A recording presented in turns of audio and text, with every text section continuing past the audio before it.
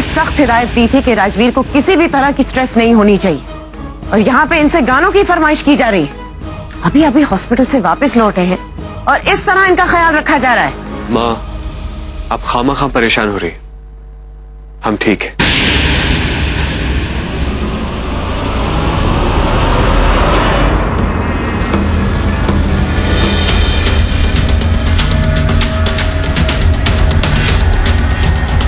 माँ साहब, मैं जानती हूँ आपको आपके बेटे की सेहत की कितनी चिंता है, लेकिन आप ये बेहतर जानती होगी कि कौन सी ऐसी चीज है जो उनका स्ट्रेस कम कर सकती है।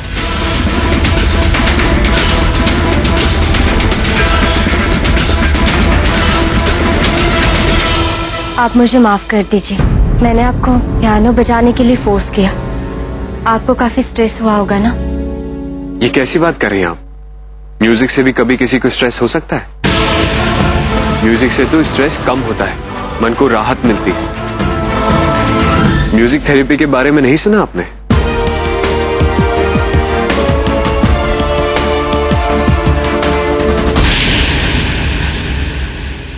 माँ, आपको तो पता है म्यूजिक हमें कितनी खुशी देता है।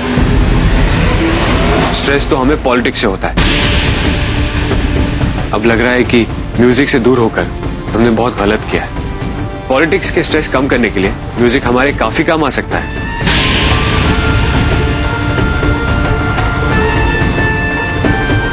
आपने बहुत अच्छा किया नंदिनी।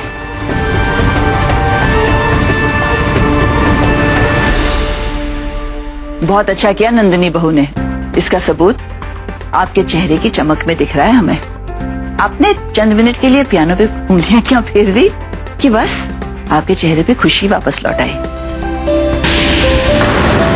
इस मायूस घर में भी रौनक वापस आ गई। बस अब आपके कंधे का जख्म भी जल्द भर जाए। दादी, सच कहें तो कंधे का दर्द भी अब हमें महसूस नहीं हो रहा है।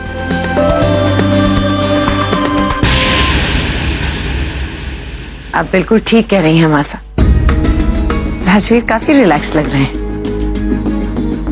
अब माँ बेटे फिर से मिलके जल्द से जल्द पूरे जोश और जज्बे के साथ इलेक्शंस की तैयारी में लग जाए, है ना?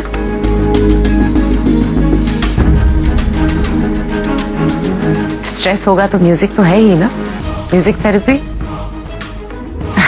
क्यों ठीक कहा ना हमने राजवीर? जी माँ।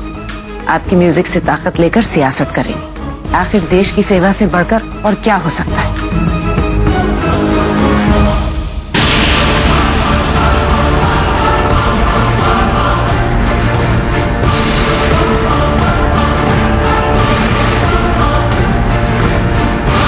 कहते हैं ना, अगर धुन अधूरी रह जाए तो वो रूठ जाती है। आप जो बजा रहे थे वो पूरा नहीं करेंगे? शौदार,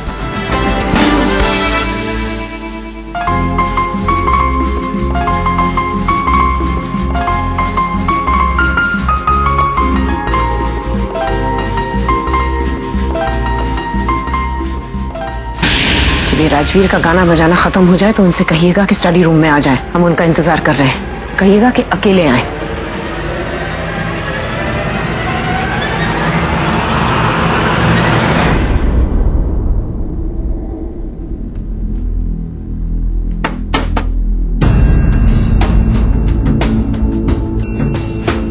आइए।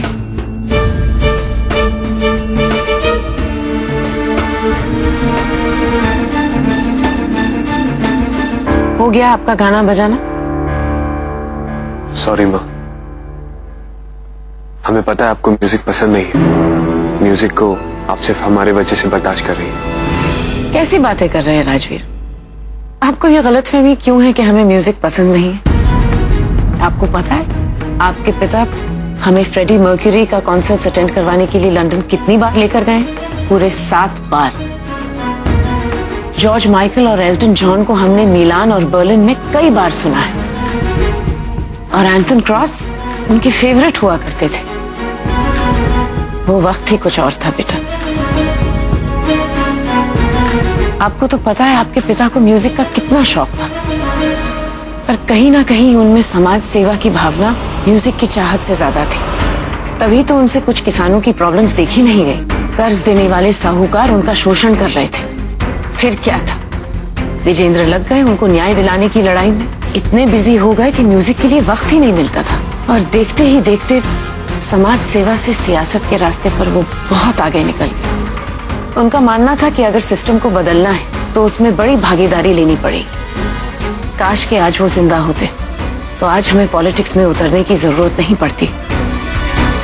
वो खुद आपकी उंगली पकड़कर सत्ता तक ले जाते आपको।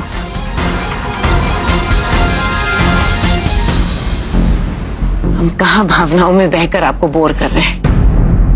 नहीं माँ, हमें पापा के बारे में और सुनना है। आपने ये सब हमें पहले क्यों नहीं बताया? पुराने जख्मों को कुरेदने से दर्द और बढ़ता है, यही सोचकर आज तक चुप रहे और मासा से भी कुछ न कहने के लिए कहा। पर आज अपने ही सोच पर हम अमल नहीं कर सके। शायद आज भी कुछ नहीं कहते अगर आपने हमें म्यूजिक का दुश्मन नहीं समझा होता। हमने भी संगीत से इसीलिए दूरी बना रखी है क्योंकि सियासत में संगीत के लिए कोई जगह नहीं। संगीत रोमानियत देता है बेटा, और सियासत को राजगद्दी चाहिए।